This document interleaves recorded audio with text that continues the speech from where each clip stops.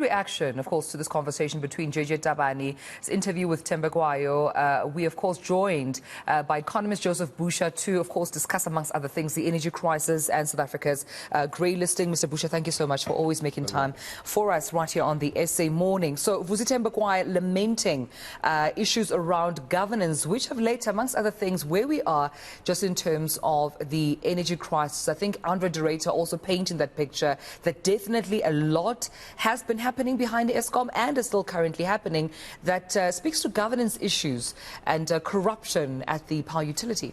We're kind of in a sea of problems, but the issue is really how do we get out of it? Because I think South Africa had so much goodwill from 1994. I think we are the only country to have hosted any major sporting events in the world, from rugby to cricket and so on. But I think things have gone a little bit sour over the years, and the issue is governance, as we put it, is leadership. Because when you look at it, both from local government perspective, municipalities, and certainly to Eskom, which is really the biggest elephant in the room, the biggest national key point in the country. And we can see obviously what is happening and what is unraveling, given what the CEO has just said. And that is quite sad for it to come from an outgoing CEO to be able to paint such a kind of a dire situation. And the issue is how do we get out of it? And I think he's right, in on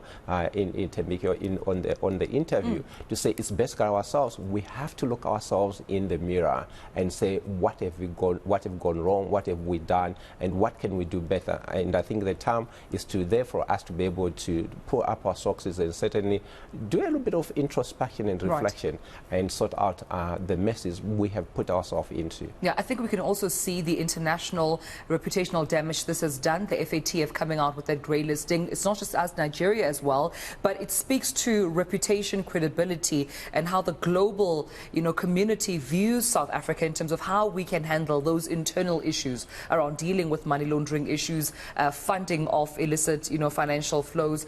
Take me through the implications of this grey listing by the FATF.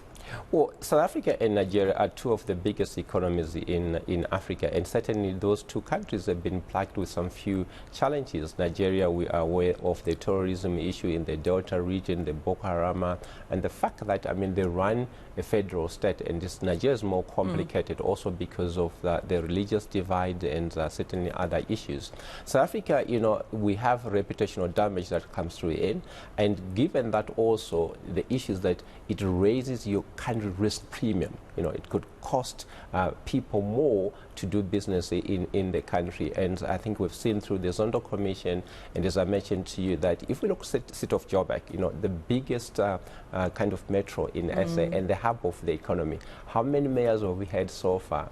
So you've got all these hung kind of parliaments or coalition governments that are not working, and certainly that shows really that there are issues there. So when you have corruption being leveled at Eskom, or some deficiencies in terms of governance being leveled at Eskom, and Eskom being the engine of the economy, that shows where there's corruption, obviously there's money laundering, and where there's money laundering, you don't know where the funds are going to go through.